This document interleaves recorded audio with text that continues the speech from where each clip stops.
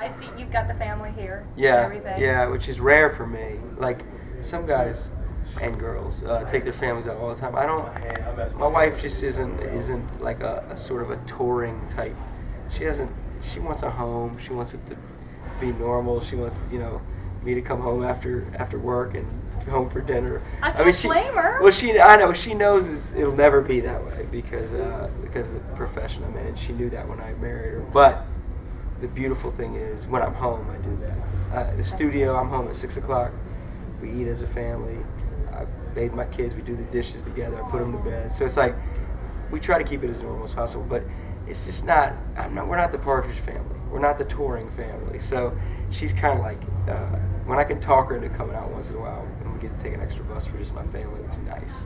That is nice. But that's really cool that you keep the boundaries like that because, I mean, I bet it's really hard to go out touring and be away from them for so long. Yeah. Not have that normalcy, not be with your kids. It is. It's hard. It's hard. And I mean, it's, I have to dig in when I get home.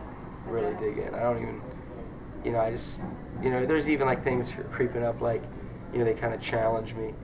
The 6-year-olds kind of challenge me when I get home. Like, are you really going to, are you really going to discipline us, or can we kind of run all over you? Already? So yeah, I'm like, all right. Just imagine I'm about to hold this thing down. When they're teenagers. Exactly. Oh my God. I have a question. I wanted to ask you this for a really long time. Do you ever have one of those moments as a dad where you're just realizing that, oh my goodness, I'm so uncool to my kids? Even doing, maybe not quite yet, because they're too not old enough yet. They're too young, thank God. But are you starting to think about how that's going to be when, because like on stage, you're it just hasn't happened yet, and I know it will, and I'm gonna. Hopefully, I'm humble enough to be able to deal with that well. What's your biggest parenting challenge? I'm pretty strong on holding the line with them. Probably, if anything, maybe just what would it be? I don't know. I definitely can hold a line. So maybe it's just that sort of maybe when I come home from touring, I'm just worn out, and they just need tons of love. Especially Marley, my daughter. She just wants daddy's love.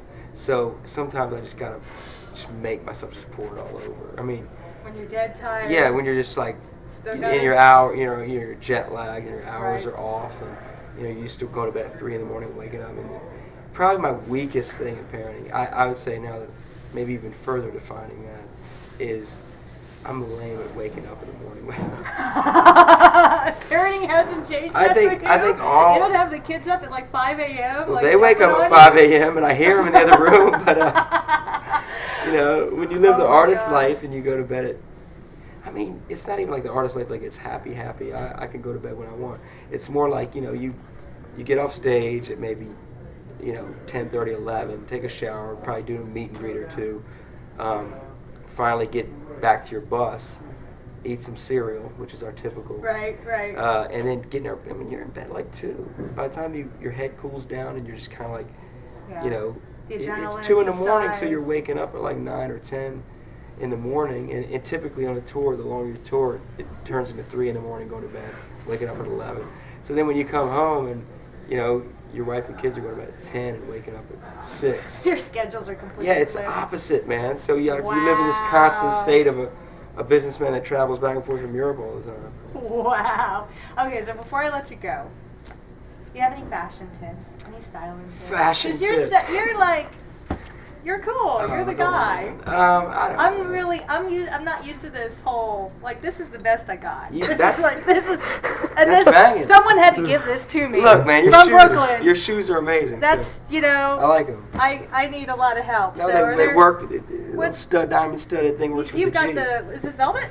It's something like that. It looks like it. Yeah, it's velvet. So who dresses you? Do you dress yourself? Yeah, I do. Your wife dress you? I don't have a stylist. You came up with that? Come on, man. I went to the CCM photo shoot the other day, and my manager Laura and I were laughing because everyone had their stylist there, and I'm like, I brought a bag of clothes and said, I'm gonna put something together. It's hot. You need after you do the whole Boom and Beyond Major tour, right? You need to just have a separate workshop for all of the husbands that don't know how to dress themselves. Well, we talked about can't tell the difference between the color blue and gray. We talked about a radio promotion. I did not talk about this because it would be prideful of me. I did not say it, but someone at the table was like, we should do this big radio promotion called Mac Your Man, and Toby gets to hook him up. Toby, you have to do that with us. Come on, please. We'll do it, man. I'm serious. We need to do that. Yes, we desperately need that. My man needs it. Please. Show your hometown some love here. But I think it comes down to most men, it's just like the way most men probably, it's like when you eat to survive versus eating because you love it. A nice cheese platter with some olives on it. I mean, no, man, forget that. Most men are just like, give me a burger, fill me up. Right. Eat to survive, not eat for the delicacy of it all. No tasting, just shove food into your mouth. No, so it's the same thing. I think most of my friends are just like, whatever. I mean, I just got to wear clothes. I mean, I got to put something on, so I'm going to wear it to work.